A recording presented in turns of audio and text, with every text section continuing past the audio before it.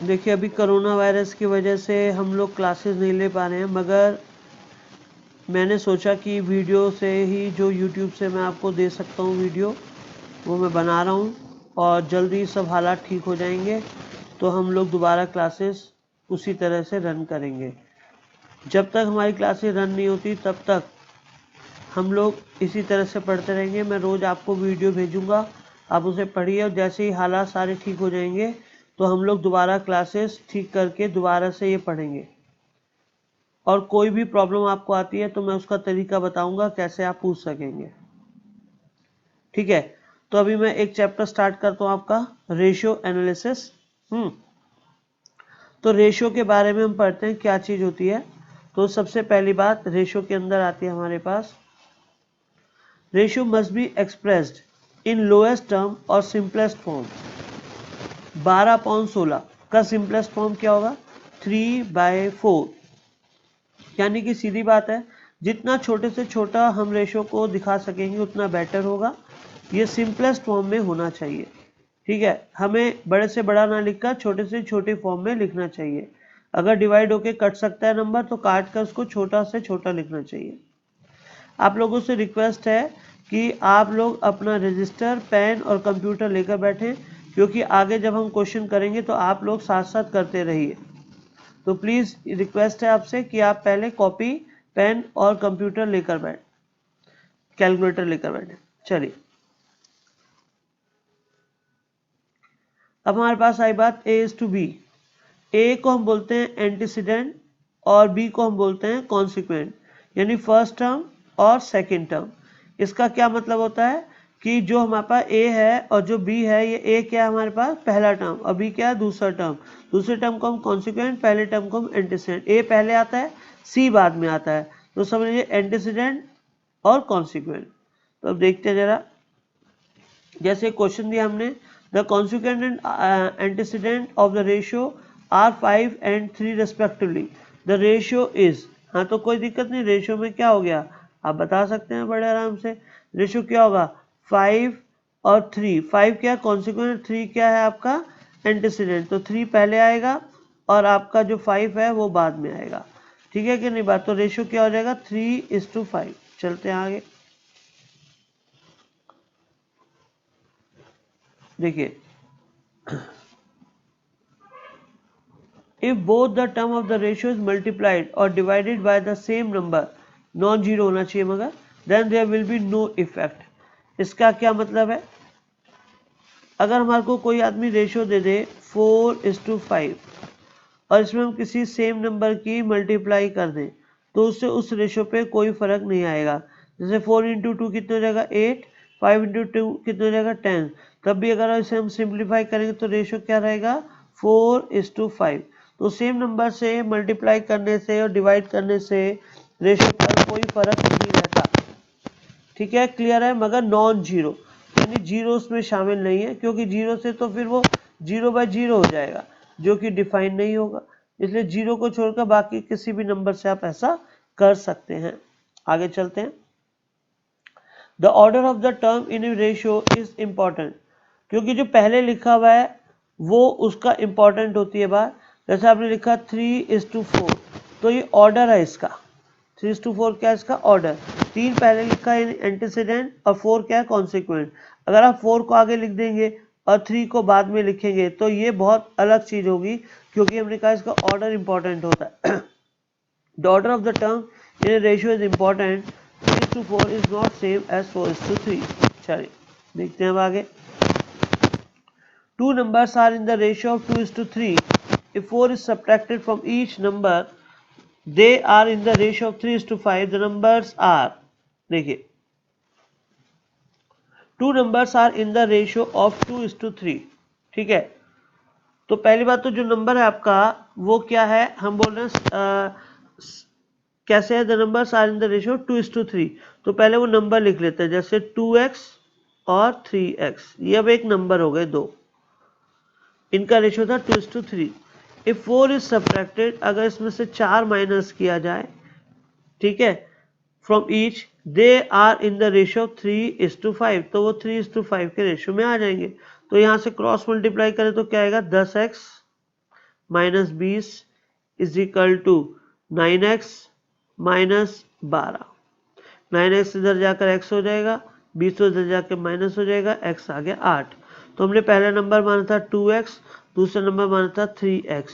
तो 2 into x ये 8 रख देंगे, कितना आ जाएगा 16, और x के यहाँ पर भी हम 8 रख देंगे तो कितना आ जाएगा 24।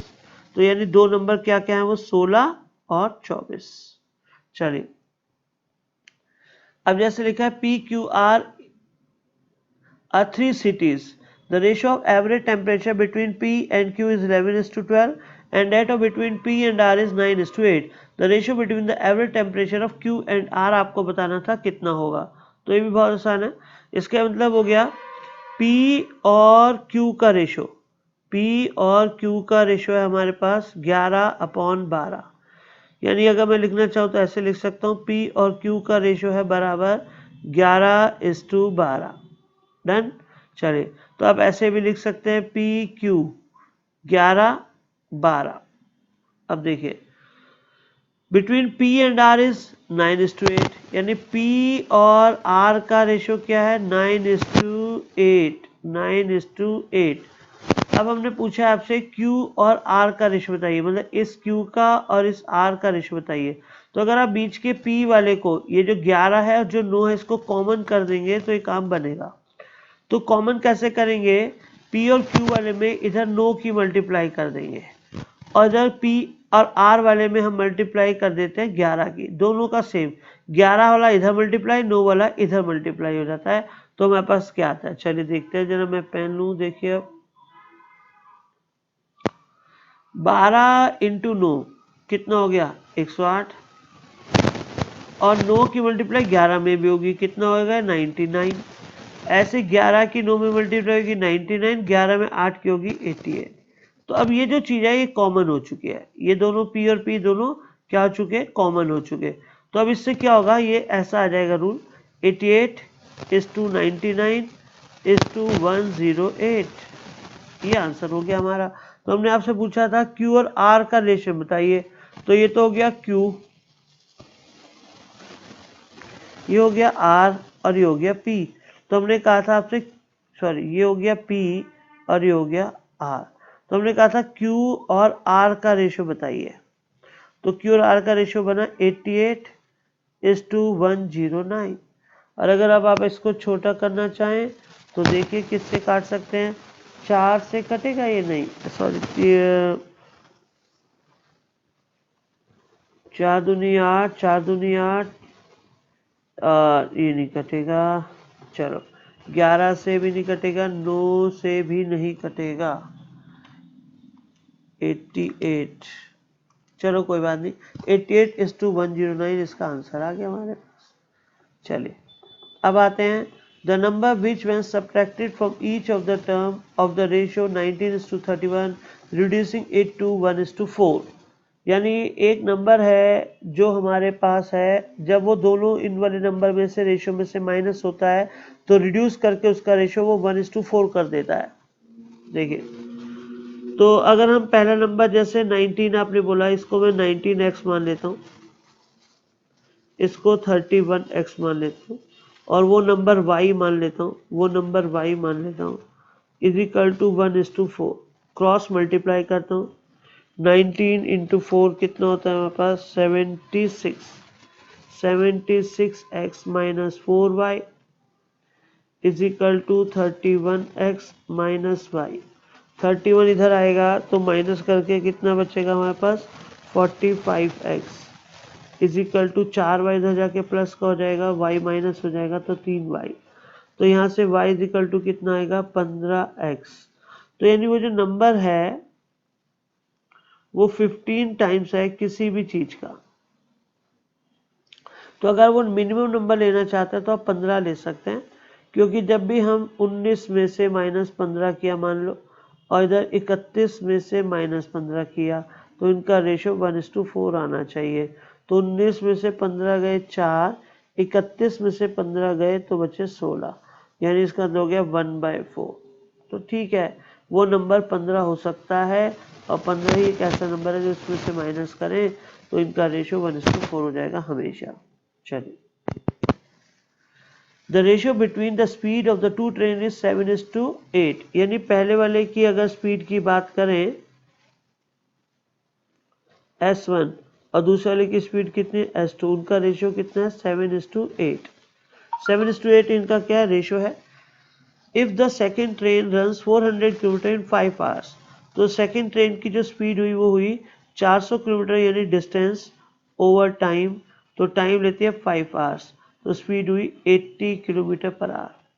तो अगर मैं यहाँ पर S2 वाली ट्रेन की स्पीड रखता हूँ 80 किलोमीटर पर आवर, तो आपका S1 वाली स्पीड क्या होगी, S1 की स्पीड होगी 80 × 7 डिवाइडेड बाई 8 यानी 70। तो हमने पूछा था